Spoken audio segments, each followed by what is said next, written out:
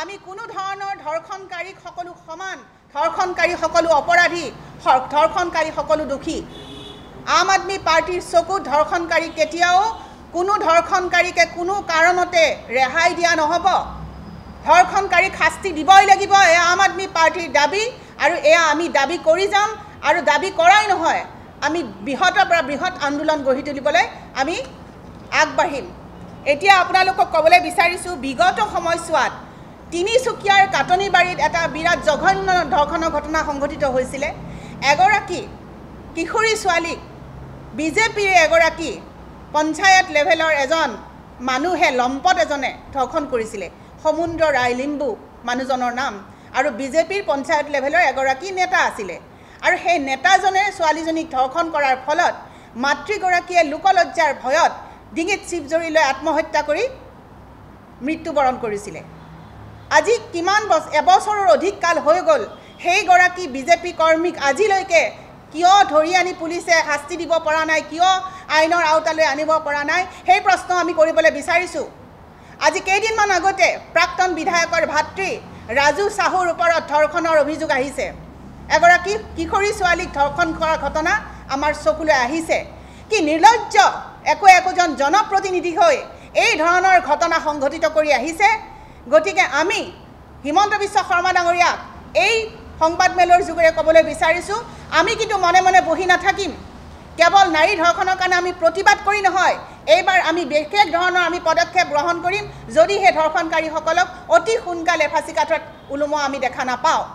আজি আপোনালোকে চাব, বিহপুৰীয়া, যোগীঘোপা, নাওবৈচা, চিলনীবাৰী, বাগিচা, ডিফু, হোজাই, লখিমপুৰ, চিৰাং, তামোলপুৰ, মুছলপুৰ, মঙলদৈ, বিশ্বনাথ, গৌৰীপুৰ, মাজুলীৰ নিচিনা এখন ঐতিহাসিক ঠাইত য'ত আজি নদীদ্বীপ মাজুলী বিশ্বৰ আমাৰ যি সত্ৰ সংস্কৃতিৰ ঘাই কেন্দ্ৰ, তাত আজি ধৰ্ষণৰ ঘটনা সংঘটিত হৈছে।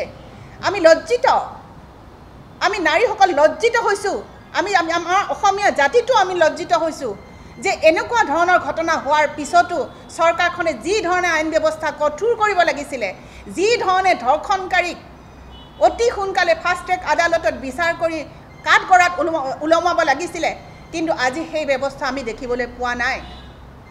বৰঞ্চ আপোনালোকে চাব, যিটো সময়ত আমাৰ হিমন্ত বিশ্ব শৰ্মা ডাঙৰীয়াই আমাৰ অৰ্ণময় বৰা নামৰ এগৰাকী শিক্ষয়িত্ৰীক মাৰি ধৰ্ষণ কৰি পেলাই থৈ গৈছিলে, সেইগৰাকী মহিলাক লৈয়ে তেওঁলোকে কিন্তু নিৰ্বাচনী প্ৰচাৰ চলাইছিলে আৰু তেওঁলোকে কৈছিলে যে অৰ্ণময় বৰা তেওঁৰ হেনো মা।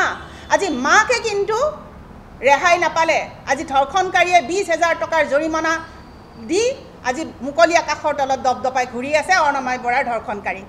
গতিকে আপোনালোকে চাওক যে প্ৰশাসন কঠোৰ হ'ব লাগিব, ধৰ্ষণকাৰীক দৃষ্টান্তমূলক শাস্তি দিব লাগিব আৰু অতি সোনকালে দিব লাগিব। ফাষ্ট ট্ৰেক আদালত বুলি কৈ থাকিলে নহ'ব, ফাষ্ট ট্ৰেক আদালতত বিচাৰ কৰক আৰু বিচাৰ কৰি ধৰ্ষণকাৰীক ফাঁচীকাঠত দিয়ক। সেয়া হিন্দু হওক, মুছলমান হওক, জৈন হওক, খ্ৰীষ্টান হওক, যিয়ে নহওক, সেইসকল হ'ল অপৰাধী, সেইসকল মানুহৰ শাৰীত নাই। গতিকে যিসকল মানুহ নহয় অমানুহ, সেই অমানুহৰ কোনো ধৰ্ম নাথাকে, অমানুহৰ কোনো জাত নাথাকে, সেইসকলৰ এটাই জাত, সিহঁত নৰপিশাচ আৰু সিহঁতে এগৰাকী অসহায় নাৰীক, দুৰ্বল নাৰী এগৰাকীক দুৰ্বল বুলি ভাবি তেওঁলোকে এই ধৰণে ঘটনা সংঘটিত কৰিছে। আজি মণিপুৰলৈ যাওক, মণিপুৰত মহিলাৰ ওপৰত কেনেকুৱা অত্যাচাৰ হৈ গ'ল, কিমান মহিলা ধৰ্ষিত হ'ল, কিন্তু নাই, আমাৰ কেন্দ্ৰীয় চৰকাৰে দেখিও নেদেখা কুলিৰ ভাও ধৰিলে। আজি চাব আপোনালোকে সৌসিদিনা কলিকতাত এগৰাকী চিকিৎসকক কি ধৰণে বিভৎস ধৰণে হত্যা কৰা হ'ল ধৰ্ষণ কৰি। তাৰ পিছতো আজি কিন্তু আমাৰ বিভিন্ন মহল কিন্তু নিশ্চুপ নিমাত। গতিকে এই ধৰণৰ স্বাৰ্থপৰতা মহিলাৰ ক্ষেত্ৰতে কেৱল কিয় মহিলাক লৈ ৰাজনীতি কৰা বিজেপি দলৰ মহিলাসকল কিয় সৰব হ'ব পৰা নাই? আজি বিজেপিৰ কেন্দ্ৰীয় নেতৃত্ব কিয় সৰব হ'ব পৰা নাই? আজি অসমত যে এনেকুৱা ধৰণে ধৰ্ষণৰ ঘটনা সংঘটিত হৈ আছে, তেওঁলোকে কি চকু কাণ মুদি কুলিৰ ভাও কেলে ধৰিছে?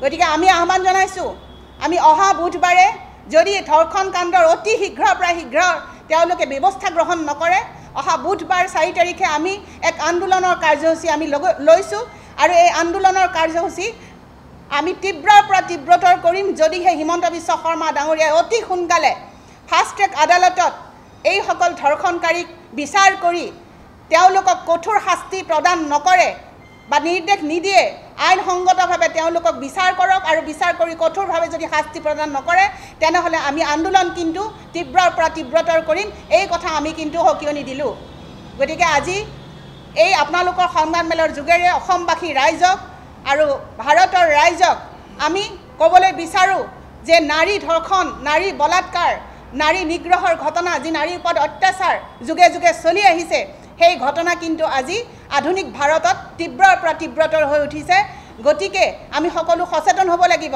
আৰু হিমন্ত বিশ্ব শৰ্মা ডাঙৰীয়াক কওঁ ব্ৰিজৰ তলৰ চিচি কেমেৰাবিলাক তেওঁলোকে কি কৰিলে আজি অসমৰ বিভিন্ন প্ৰান্তত মহকুমাবিলাকত যিবিলাক চিচি কেমেৰা লগাব লাগিছিলে সেইবিলাক কি কৰিলে তেওঁলোকে মহিলাৰ সুৰক্ষাৰ কাৰণে স্মাৰ্ট পুলিচ ক'ত ক'ত নিয়োগ কৰিছে তেওঁলোকে কিমানটা ধৰ্ষণৰ ঘটনাত তেওঁলোকে শাস্তি প্ৰদান কৰিলে এই কথাৰ উত্তৰ আমাক দিব লাগিব অন্যথাই আমি কৈছোঁ আকৌ এবাৰ আম আদমি পাৰ্টিয়ে কোনো কাৰণতে এই কথা মানি নলয় আৰু আম আদমি পাৰ্টিয়ে ইয়াৰ বিৰুদ্ধে তীব্ৰ আন্দোলন গঢ়ি তুলিব